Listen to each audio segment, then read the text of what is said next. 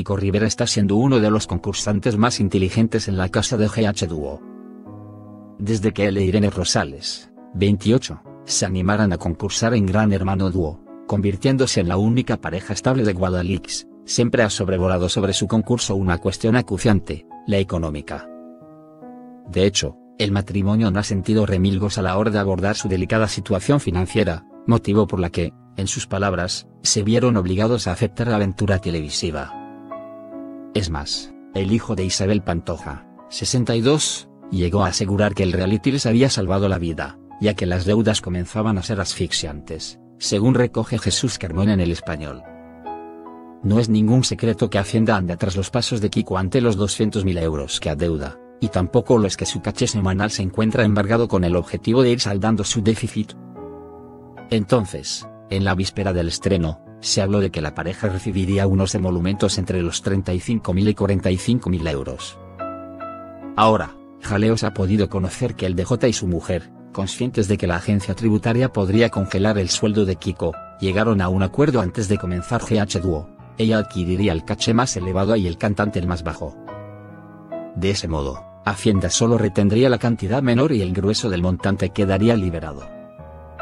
Explica a este medio una fuente de total solvencia que este pacto lo llevó a cabo el matrimonio siendo consciente Kiko de que su mujer llegaría más lejos que él como concursante.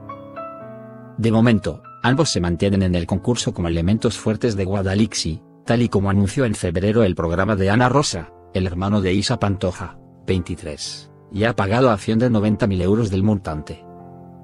Por si estas deudas no fueran suficientes, también se ha conocido en este tiempo de concurso que Kiko acumula otras dos deudas, una con la comunidad de vecinos del loft que compró en Alcobendas menos 24.000 euros, y otra con un empresario con el que Kiko no habría cumplido su contrato cerca de 5.000 euros.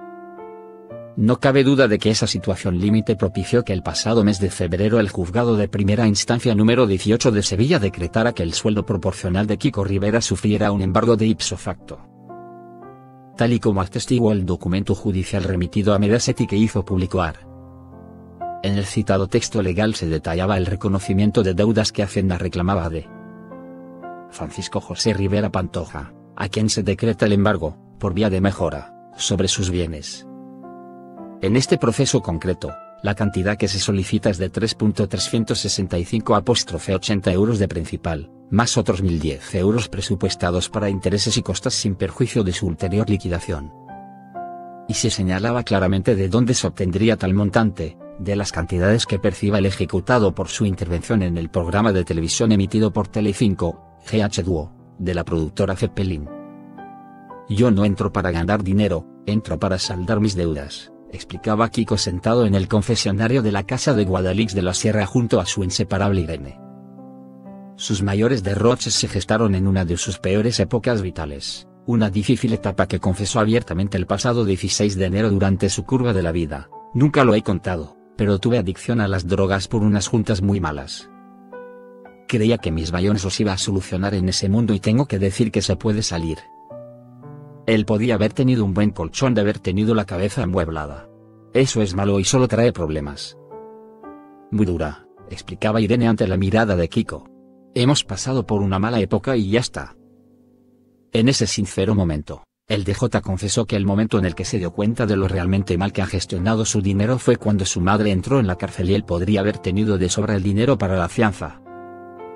Pero lo derrochó en malos hábitos. He malgastado muchísimo dinero, entre otras cosas por el problema que tenía, pero también por muchísimas otras cosas más.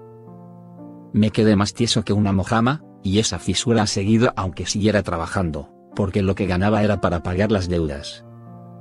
Muchas veces no hemos podido ni pagar el alquiler de la casa y ha sido cuando mi madre me ha pagado el alquiler.